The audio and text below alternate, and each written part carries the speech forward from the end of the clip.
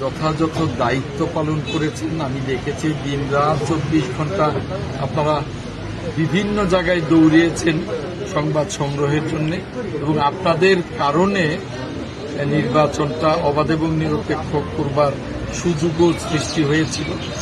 আর প্রশাসন, পুলিশ প্রশাসন, সিভিল প্রশাসন, তারা খুব নিষ্ঠার সাথে দায়িত্ব পালন করেছেন, যে কারণে আমি আজকে সখীপুরে এসে আমি সিভিল প্রশাসনের সাথে সৌজন্য সাক্ষাৎ করেছি, মত বিনিময় করেছি, শুভেচ্ছা বিনিময় করেছি, এবং পুলিশ প্রশাসনের সাথে মত বিনিময় করেছি, শুভেচ্ছা বিনিময় করেছি, এবং সিভিল প্রশাসন এবং পুলিশ প্রশাসনের কাছে সহযোগিতা চেয়েছি যে আগামী দিনে আমাকে যে সখীপুরের মানুষ এত ভোট দিয়েছেন, এত ভালোবাসা দিয়েছেন, এত দরদ দিয়েছেন, আমাকে নির্বাচিত করেছেন, যাতে করে সখীপুরের মানুষের প্রত্যাশা পূরণ করতে পারি, যাতে করে সখীপুরের মানুষকে আলোকিত করতে, সখীপুরকে সমৃদ্ধ করতে যত সমস্যা আছে এই সমস্যাগুলো দূর করবার জন্যে আমি সিভিল প্রশাসন এবং পুলিশ প্রশাসনের কাছে সহযোগিতা চেয়েছি।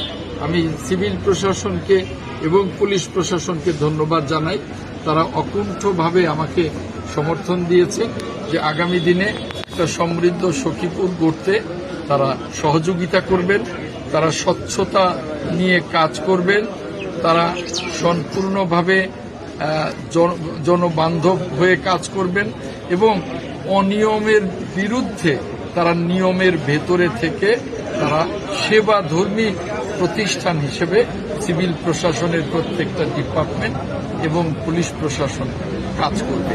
আমি অত্যন্ত খুশি হয়েছি এবং আপনাদেরকে জানাতে চাই আগামী 5 বছর আমি সমৃদ্ধ সখীপুর গঠনে কাজ করতে চাই। সেজন্য আমি সখীপুরবাসীর যে ভোটে নির্বাচিত সংসদ সদস্য হয়েছি, সংসদ সদস্য হওয়াটাই অনেক বড় বিষয়, যে সখীপুরবাসীকে আমি সেবা দেবার জন্য আমি তৈরি হয়েছি এবং উপযুক্ততা অর্জন করেছি। এরপরে আল্লাহ রাব্বুল আলামিন যখন যেটুকু যার জন্য বরাদ্দ রাখেন তার সেটুকুতেই সন্তুষ্ট থাকা উচিত। আমি সেটুকুতেই সন্তুষ্ট। আমি মনে করি সংসদ সদস্য হিসেবে এই যে একটা সরকার গঠিত হয়েছে, সরকারের যিনি মাননীয় প্রধানমন্ত্রী হয়েছেন, তিনি যে স্বচ্ছতার সাথে কাজ শুরু করেছেন, তার বাবা এদেশের স্বাধীনতার ঘোষক, রণাঙ্গনের মুক্তিযোদ্ধা, এ দেশটাকে তিনি শাসন করেছেন, একেবারে সেবা দিয়ে গেছেন, যিনি ইতিহাসের রাখাল রাজা খ্যাত, যার মা 3 বার বাংলাদেশের সাবেক সফল প্রধানমন্ত্রী, এমন একটি পরিবারের সুযোগ্য সন্তান, যিনি গত 18 বছরের আন্দোলন সংগ্রামে নির্বাসনে থেকেও 16 ঘণ্টা ভূমিকা পালন করেছেন বাংলাদেশে অনলাইনে স্কাইপের মাধ্যমে। আর এখন যিনি বাংলাদেশে আসার পরে জনগণকে যে ডাক দিয়েছিলেন, সেই জনগণের ডাকে জনগণ জাগরণ তুলেছিল এবং জনগণ সাড়া দিয়েছিল, যে কারণে অনেক বড় বিজয় নিয়ে আমাদের নেতা জনাব তারেক রহমান সরকার গঠন করেছেন, মাননীয় প্রধানমন্ত্রী হয়েছেন। আপনারা দেখছেন যে গত 6 দিনেই উনার বক্তব্য, উনার স্বচ্ছতা, উনার চলাফেরা, উনার আচার আচরণ, উনার পোশাক আশাক এবং উনার যে দায়িত্ব, বাংলাদেশকে 6 দিনেই উনি অনেক আলোকিত করেছেন, উনি অনেক মহিমান্বিত করেছেন।